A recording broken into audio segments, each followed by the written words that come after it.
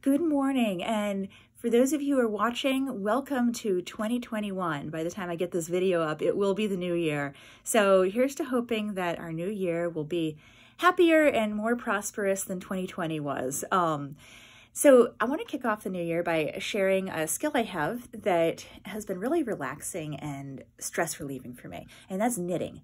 I've been knitting since I was a kid. I actually taught myself to knit out of a book using 2 sharpened pencils. It's not a way that I would recommend for anybody because it was actually really hard. The pencils kept getting stuck on the yarn, a pain in the butt. But today I'm going to show you how to get the correct equipment for knitting and some basic knit stitches. So here we go. I'm going to take you to the latest project I'm working on, which is going to be a sweater. Now, I'm going to use a yarn that's like this. This is Wool Ease wool and acrylic blend. It's the super bulky kind. So it's going to knit a really thick and sturdy jacket. And this is a great yarn for beginners. Again, I said it's a Lion brand Wool Ease. You can usually find it on Joann's.com. You can find it on Amazon. It might be a little bit more expensive. But that's a really good yarn to start with. You want something that's going to be thick and that's going to be smooth so you can see the yarn while you're learning how to make your stitches, and where you can clearly see your stitches like this. You can see all those V's. Those are all the stitches. It's really nice and clear. Second thing you're going to want is knitting needles. Nowadays, knitting needles are made in a variety of different materials. I highly recommend bamboo. It is sustainable, and in my experience, it just gives the best tactile experience when working, especially with wool. The wool just slides over it really nicely. It doesn't catch, and they're real durable. They don't warp like wooden needles. So if you can, go on Amazon and get yourself a full set of like sweater needles. I think the ones I have here, I'll show you a package. This is an individual pair. The ones I have are like 33 centimeters, or you can get like the 25 centimeters. They're a little shorter than these. That way you can knit something that's real wide without it scrunching up on your needle. This particular set is size 10.5. That's the diameter of the needle, and it will determine how loose or tight your fabric is. 10.5 is a 6.5 millimeter diameter, and they step up in 0.5 millimeters. So this is a 6.5. You can see kind of next to my finger how wide that is. The one I'm working with is a 6.0. They should have it stamped on the body of the needle, just in case you forget. And these are slightly thinner. They're a 0.5 millimeter more narrow. These are a 5.5. And usually when you do a sweater, you use 2 different sizes, one for the body of the sweater and one for the cuffs to make the cuffs tighter. So it really helps to have a whole different set. You can usually get like 18 pairs for like, $15.99, and I highly recommend that as opposed to getting individual sizes, because then you just have all the sizes you want. A couple more things you will want is something to cut your thread. You can use scissors. I like this little guy. It's my little sewing clipper. Careful, these guys are real sharp. Hi there, welcome to 2021. That was really corny. You will want a tapestry needle. This is a big plastic needle for finishing off your work, for weaving in ends. If you don't have one of these and you have a small crochet hook, that works too. Just make sure your crochet hook is not a whole lot bigger than the diameter of your knitting needle, otherwise you'll put holes in your work. The last thing you'll want to get started is one of these. You can also just use a ruler. I have a couple knit checks, and these are basically, how many inches are in your project. I use it to find out my gauge, so I can like put it up to my work and see how many stitches or rows per inch, or per 4 inches. And it's got this little slider so you can figure out, let's say you're making a cuff and you want it to be 2.5 inches. That's a nice little round number. So I'll run my slider up to that. And then when I'm knitting, I can kind of unroll the edge and just put it down and see how far I have yet to work. Okay, so if this was my cuff, I've knitted too far because it's 3 inches. So that way you can easily gauge your work. You can also use a tape measure. Got my little sewing tape measure. If you're going to invest in one, get one that does millimeters in addition to inches, just in case you get a pattern from the UK or something. Here's some of my other stuff. I have so much crap. I have a big tackle box full of knitting stuff, and I have pulled out the things that I use most. So here you can see different types of knitting needles. You've got aluminum. These used to be real popular back in the day. I don't know why these say 10. That's got to be a UK size, so ignore that. But usually these I bought in the US. These are aluminum needles from Susan Bates, good brand name, and these are size 10. I can feel they're nice and thick. So these are those these 6.0 millimeters are size 10. These are plastic knitting needles. These are these are real thick, and I would only use them for doing like some weird fuzzy material for scarves that might just slide better over a plastic needle. And these are for doing something super bulky. This would actually be a type of lace. You could do a real thin yarn on a giant needle, leaves these big, big holes in open work. So I forget what it was I was using, but these are size 35. These are the biggest needles I have, and they're made out of wood. At this size, you don't want a bamboo pole, you want something solid wood. So all of these are called single pointed needles. See, they have one point and a stopper at the other end. These are for knitting something like a sock or a hat, something that needs to be round, that I don't want to have a seam. And literally, they come in sets of 5. These are double pointed needles. They're 4.5 millimeter. So you kind of arrange them like this. And you put your stitches, you evenly space your stitches around there, and you just knit around and around and around. So you're knitting with an extra needle. And the reason why they're double pointed is that and I want to roll. You start knitting at one end and knit to the other end. And here's where you finish off. But then by the time you come around, you're knitting the stitches off this end of the needle. So they come in sets of 5, just in case you have a really big round and need to like use 4 and knit with a 5th needle. This is for doing cables. This is when you twist a piece of fabric over. For basic knitting, you won't need these. These are for fancy designs. This is a stitch holder, and it's like a giant safety pin that you just slide your stitches onto if you want to hold a piece without knitting it, but use your knitting needles for something else. So you basically just slide all your stitches on there, clip it, put your piece to one side, and then come back and work it in later. This is good if you're doing a sweater that has like raglan sleeves, kind of like the one I'm wearing. And that way you have like all your 4 pieces on a stitch holder, you sew them together, and you sew around the neckline. But you don't need to do that in a basic sweater. That's just for reference. That's what some knitters may have in their bag. And these are circular needles. This is an easier way of doing rounds. If you have something real big, like a sweater or a big hat, is you're actually knitting on, like your stitches go on a cable and they come around. So you can knit a round piece with a circular knitting needle. This is another knit check. I love this because if I forget what size my needle is, I can just run it through one of these holes, kind of like spaghetti, until I find the hole that fits. And it's like, okay, it's that size. So like these needles with the weird number on them, let's see which one they are. 4, 3, and it has to go all the way through. Okay, so these are actually a size 3, even though it says 10. And if you come into a situation like that and you have a knit gauge, that's really helpful. It also has the little ruler markings on it for making, cuffs or your gauge. This doohickey is for holding a small amount of a different colored yarn if you're working in a stripe or a special pattern. And this is really handy to have, something like one of these.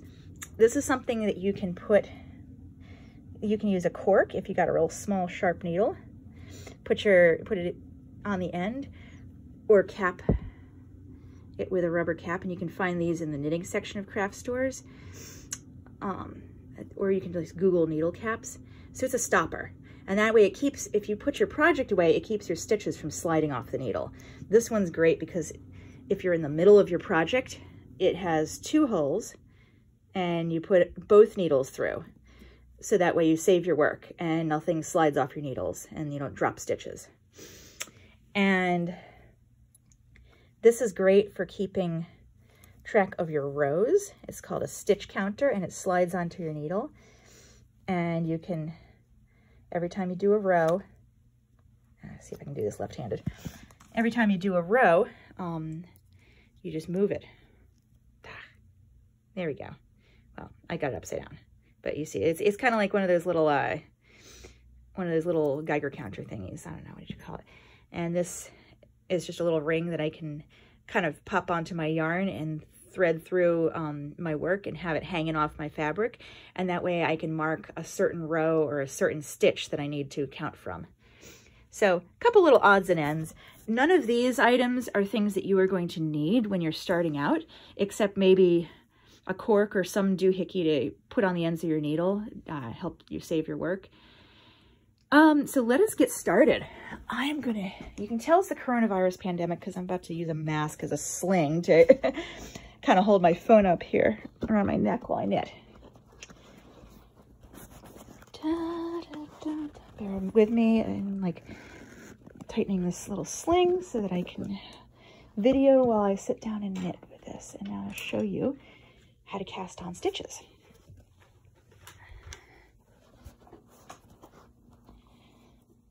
Okay.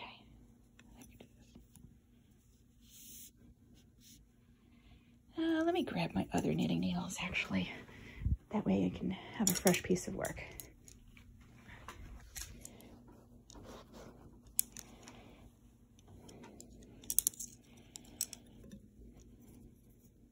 All right, I already have worked on this, so I don't want to destroy my work. So I'm just going to start a slip knot lower down the line. So the first thing you want to do is make a slip knot. Untangle your yarn. You can actually do an overhand knot. It's just not going to slip nicely. So if you are in a hurry to start out and don't want to master any techniques, just make a nice little knot.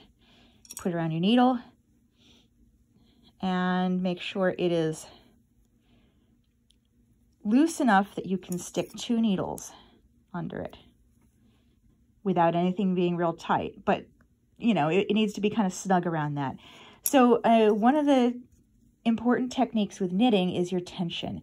You're going to want to make sure that your yarn is tight but not too tight, that it fits snugly around your needle without squishing the yarn, without distorting or making it difficult to slide. If it's hard to slide along the needle, you're too tight and you need to do it looser. Oh, my kitty. All right, so I'm going to start this again and show you how to do a proper slip knot. I go over, let's see, how do I do this? I go around my fingers like this, and then I tuck this underneath here. What I have my right index finger on is going to be the loop. So I'm going to pull my hand out of there, grab this loop, and gently tighten it. Now what's going to happen is that this side slides through the knot, which is why it's called a slip knot. And you can slide it, you can expand or contract it.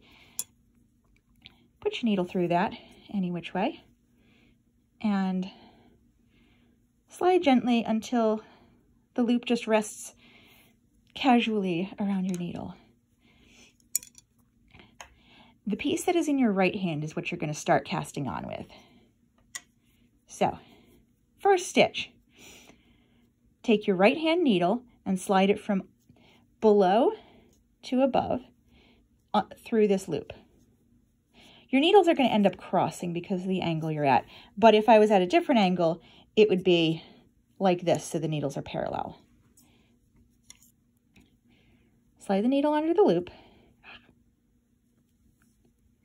Take the right hand thread, loop it from behind to between.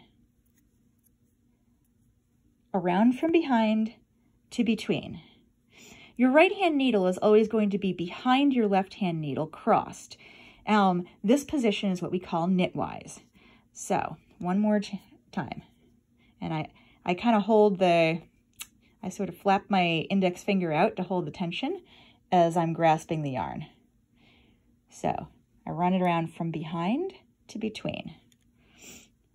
Now that this cross thread is snugly between the 2 needles, I'm going to dip my right hand needle to pull this cross thread through between the needles into the loop. So I'm pulling the cross thread through between the needles into the loop. All the while I'm holding the tension kind of loose, so I'm controlling the yarn, but I'm not pulling it real, real tight. Now I put my needles back in the same position they were at, crossed. You're going to see there's a loop on each needle. What do I do with it? I'm going to do the opposite of what I did with my right needle. I'm going to take the left needle, knitwise, under the loop to go parallel. Now see how I have the needles crossed? I'm going to pull the right hand needle out. The loop now resides on the left hand needle, and I will repeat. Right needle inserts knitwise into the first loop. Yarn goes around behind to between until this yarn is between the two crossed needles. The right hand needle pulls this crossed yarn through the loop. A loop resides on each needle. Left hand is inserted knitwise, and I slide my right hand needle out. 3 stitches now reside. I'm going to knit kind of a slow pace and just show you. What I'm doing is called casting on, but this is a foundation row of knitting. You're going to end up with a row of loops on your needle. I'm going to cast on 20 stitches to give you a good swatch. So right hand needle goes under knitwise, behind to between, pull the loop through. Left hand needle goes under knitwise, slide the right hand needle out. Right hand needle is inserted knitwise. Again, I'm going into this loop, behind to between, pull this loop through. Left hand needle is inserted knitwise, pull the right needle out. During this time, I am not pulling on this thread. I am keeping the tension nice and even. So this is actually a little bit tighter than I would normally knit. But yeah, you're going to have a nicely spaced row of stitches. Right hand needle inserted knitwise, behind to between, pull the loop through. Left hand needle picks up that loop, and the right hand needle comes out. Once again, insert knitwise, behind to between, pull the loop through. Left hand needle picks up that loop. Now I am going to pull, look how I've got too much slack, I'm going to pull the right hand thread out.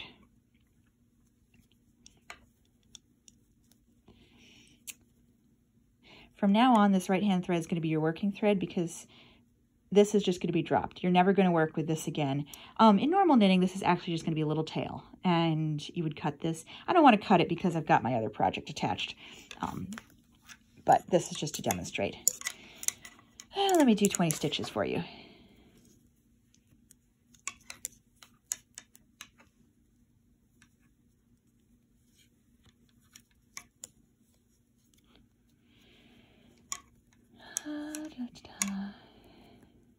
Hear my needles rattling on my rocking chair. This is a poor choice of seat. I keep getting stuck.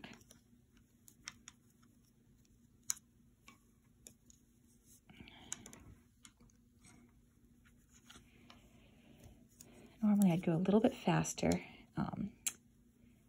but it's a little tricky having the camera suspended from my neck by a mask. If it falls, I claim no liability.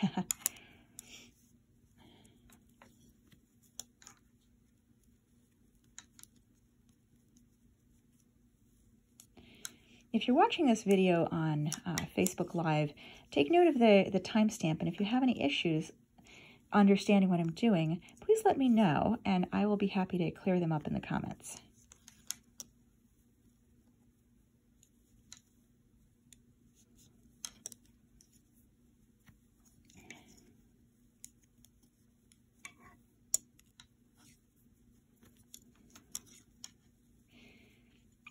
And I just want to point out, as I'm casting on these stitches, that this work is currently going from left to right. Only in the foundation row are you going to be knitting from left to right. For the rest of the time, your work is going to be moving from right to left. Or rather, your needles are going to be moving across your work from right to left. Let's see how many stitches I have here. 5, 10, 15... 5, 10, 15. I need one more to make 20. 20 is, I think, a good round number to make a swatch. And I want to gauge how many stitches and rows to the inch on these needles. Okay, so now we have 20 stitches. For the first stitch, you're only going to knit the first stitch in your first row, and after that you're just going to slip it onto the needle, but I'll show you that later. So row number 1, we're going to start exactly like we did with casting on. Your right hand needle is inserted knitwise under the first loop. And remember, it is going through the loop, not behind the loop. See if you can see from this angle. This is incorrect if your needle is going behind the loop, because the loop will just fall off. You want it to go through the loop. Through the loop, from behind to between, pull that new thread through the loop, and instead of the right needle, you will slide the left needle out. That loop just kind of falls down and becomes part of your work.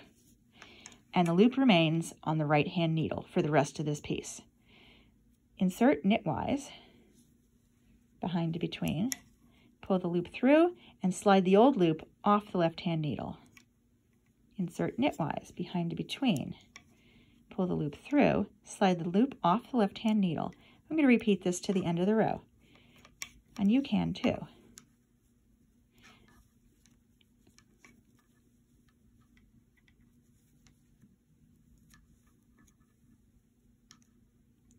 That's why I love this yarn, because it's very easy to work with. You can see what you're doing, you can see every loop and where everything's going. As a beginner, I highly recommend against starting with something that's fuzzy or heavily textured, because then it's harder to see your work. And if you drop a stitch or do something incorrectly, you can't see what you've done and correct it.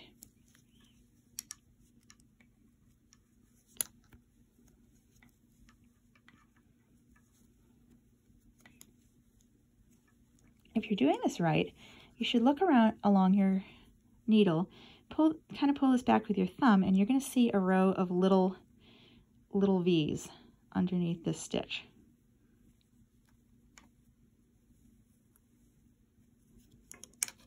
Or underneath the needle, I should say. Let's see if I can zoom out a little bit.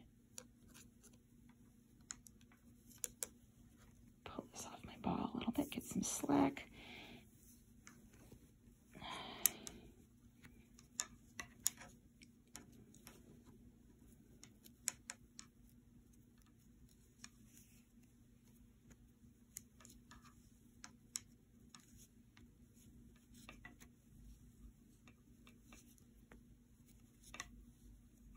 All right, we have knitted to the end of the row. So we should have a nice even row of stitches that slide happily along the knitting needle, but don't slide off, because if you slide them off, then you're going to ruin your work. If your stitches are too tight, you can correct that on the next row, but just keep in mind it's going to alter the consistency of your fabric.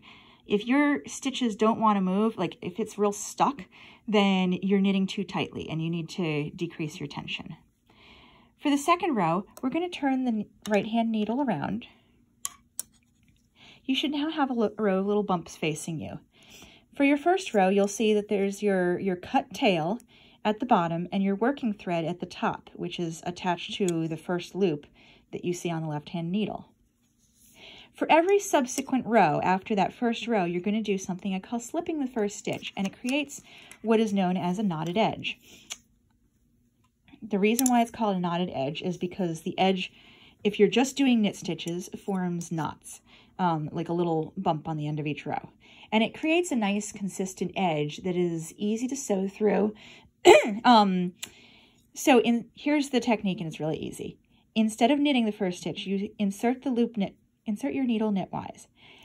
Normally, you would take your working thread and go behind and between, but you don't do that. You just insert knitwise and pull the loop off the left-hand needle. So you've transferred that loop to the right-hand needle without doing anything. Don't pull your thread super tight, just keep knitting. So we're going to do just what we did on the last row. Insert knitwise, behind and between, pull the loop through, slip the loop off the needle. Notice on the edge, you're going to see that your yarn wraps around and creates what it looks like a knot. That's all the knotted edge is. It's just a nice finished looking edge that is created by slipping the first stitch instead of knitting it. So we're going to knit to the end of this row. Da, da, da, da. You can watch me. I'm doing the exact same thing I did on the last row, which is knitting stitch by stitch.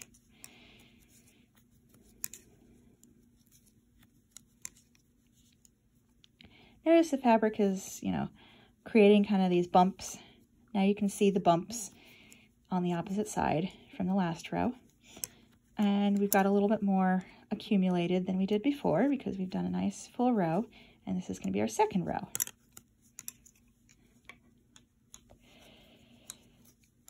And this becomes really relaxing. You can just get in a rhythm and knit, knit, knit, knit, knit.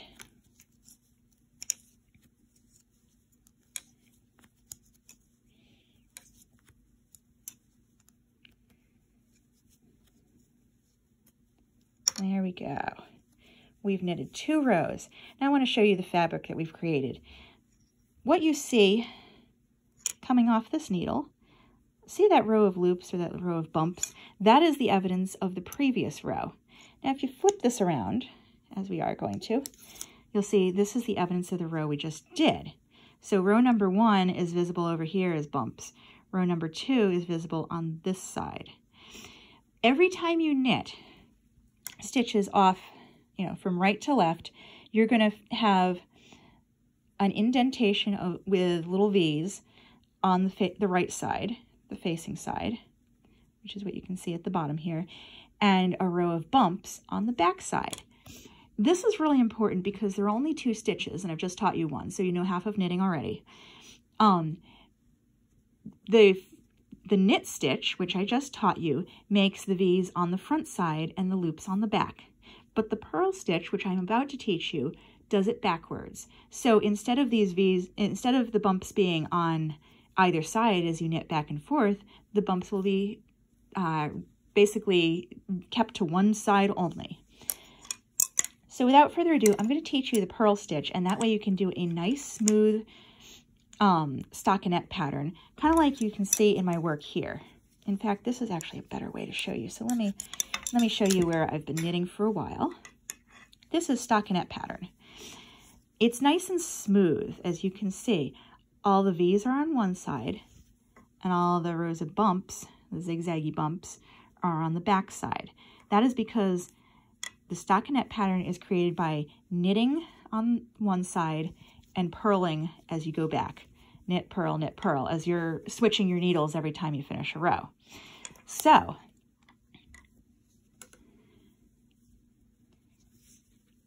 we're about to turn around and purl back up the row that we came on.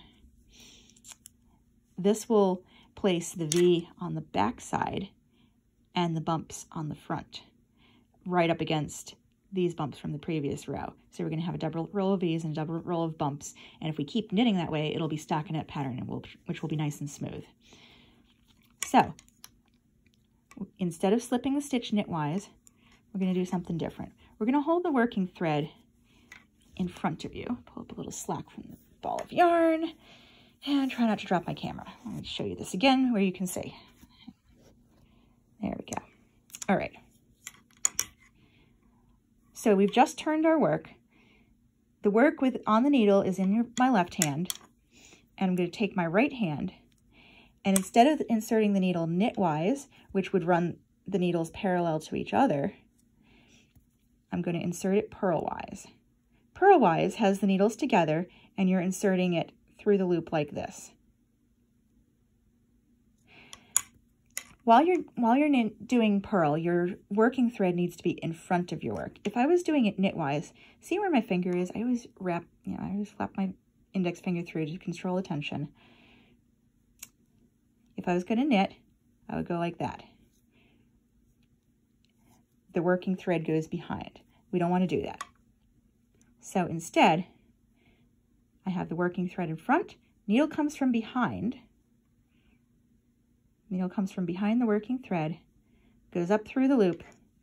You can kind of see what I'm doing here. It's going through parallel to the other needle. And since it's the first stitch, we just slip it off. And we're going to go through again, inserting purlwise into the loop on the left-hand needle.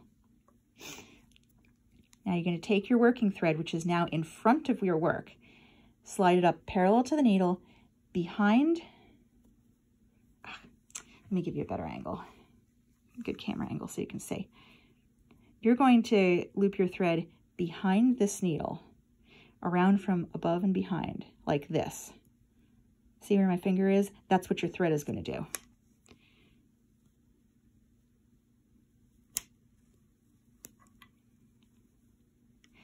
Now, you're just going to slide the needle back and through the loop, and you have pulled this loop out the back. You've pulled the working thread out the back of this loop. Slide the old loop off the left-hand needle, and you've just purled a stitch. See how that bump is right there visible in the front? So I'm going to insert my needle purlwise. While you're purling, your right-hand needle is in front of your left-hand needle. So insert purlwise. Loop goes behind the right-hand needle, like this, and then I'm going to pull it through, out the back, and that needle falls off the left-hand, the loop falls off the left-hand needle. Once again, insert purlwise, loop goes out the back, and the stitch falls off the left-hand needle. So I'm going to purl for a while. The disadvantage of the purl stitch is sometimes my hand covers it, so I hope that you can see where the yarn is going. There we go. But I'm just going to purl the rest of this row.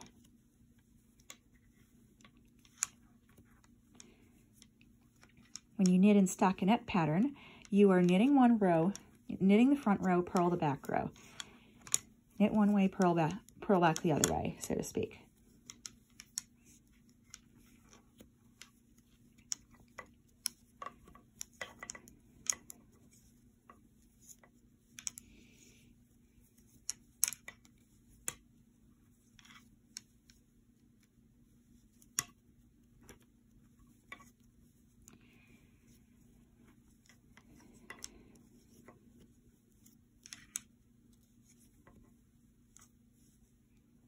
Last stitch.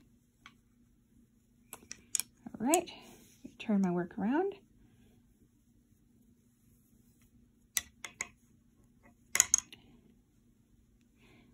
Now look at that. You can see that the V is on the opposite side and the bumps are on the back. If you look real closely, you'll notice you'll see a double V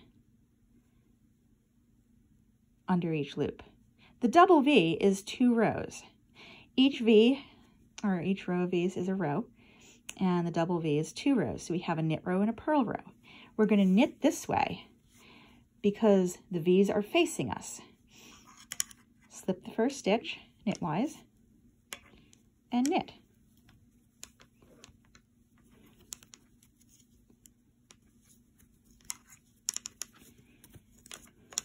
I'm not speeding up the camera, I just knit real fast. Da, da, da, da. So I'm knitting all these stitches going this way.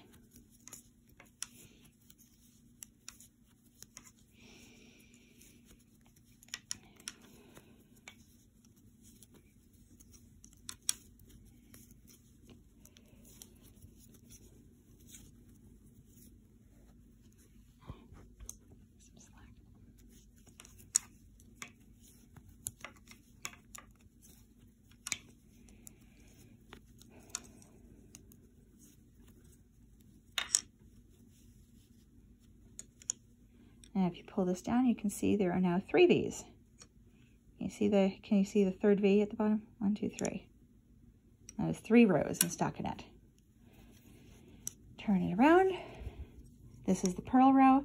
So working thread goes in front. Right hand needle slips through purlwise. Slip the first stitch. Slip through purlwise. Around. Hang on. There you go. Slip the stitch off the needle before I purled.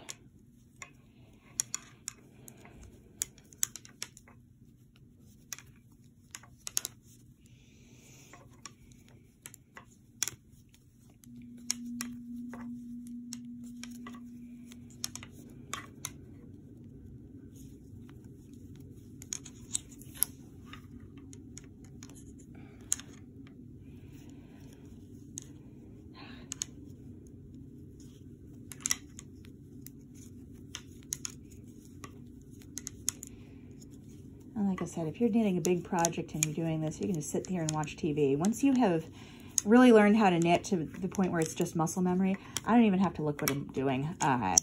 If it's just basic stockinette pattern, I can just do it all day long without looking.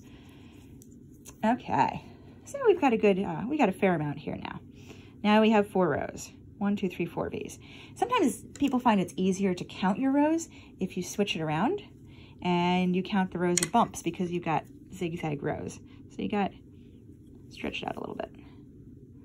You can see there's 4 rows, right? 1, 2, 3, 4.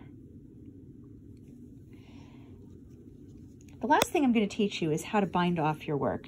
After you have finished, and this is like kind of my big swatch that I'm doing here, you're going to have a nice long piece of fabric, and you want to secure all the top loops so that you only have 1 loop left, and you'll tie that up real securely. So, binding off is 1 extra step after you knit. Slip the first stitch, as always, knit the second stitch. You can also bind off purlwise, but it's easier to show you with knitting. Now you have 2 stitches on the right-hand needle. Slip the left-hand needle into this stitch purlwise and pull it over the other stitch. I'm going to show you that again. Left needle goes in purlwise under the previous stitch and pulls it over the last stitch on the needle. You can knit another stitch. Left-hand needle goes into the stitch and pulls it over stitch number 2. Nope, I'm doing this wrong. Don't do as I say, not as I do. 2 stitches. When you're binding off, you need to make sure that your tension is very loose because you're going to need less tension than you think. Otherwise, it'll come out real tight and it'll distort your fabric. As you can see, the knitting is being bound off with a row of V's. These loops are pulled through each other. It's almost like crocheting if you crochet. And it's essentially what you're doing is a row of slip stitch. Knit the stitch, pull the last stitch over it,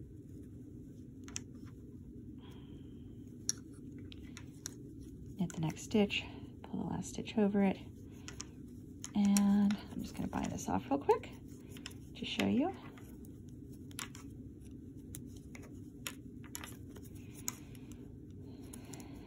This is how you knit a sweater in a week, folks, is you have lots of time on your hands and you just sit here and knit really fast because you're just so used to it. So what I recommend is that for your first project, you make yourself a scarf. Make a nice long piece of stockinette and you've got a scarf. Bind it off and you're ready to give it to mom. Second piece you can do is a wide piece. Measure around your head. I want to say like 56 stitches with this weight of yarn would make a nice hat. Make a nice big rectangle, bring it out to about 12 inches long at the maximum, and then bind it off and then gather it with your needle. And just kind of sew it all tight together and sew a seam down the side and you've got a hat. Once you're done with, learning to knit real fast, you've got your stockinette pattern down, your knit and purl, then you can move on to more advanced stuff. And there's all sorts of tutorials online of great things you can knit. You can learn to increase and decrease, and I'll make that the subject of another video so you can do more advanced shaping. All right, so we have bound off all the way to the last stitch. Now what I'm going to do is I'm going to cut my thread. I'm going to cut my working thread to about 2 inches, and then I'm just going to pull this loop through. And it'll pull that working thread out. I don't actually want to cut this because I don't want to cut my yarn, but you'll just pull that loop until the cut end of the thread comes out, and you're done. And you've got this nice little knitted piece that has a nice finished top edge and a nice finished knotted edge along the side, and you are all set. So you have taught yourself how to knit. Congratulate yourself. Play back this video as many times as you need until you get it down, and leave me some feedback in the comments. Thanks for watching.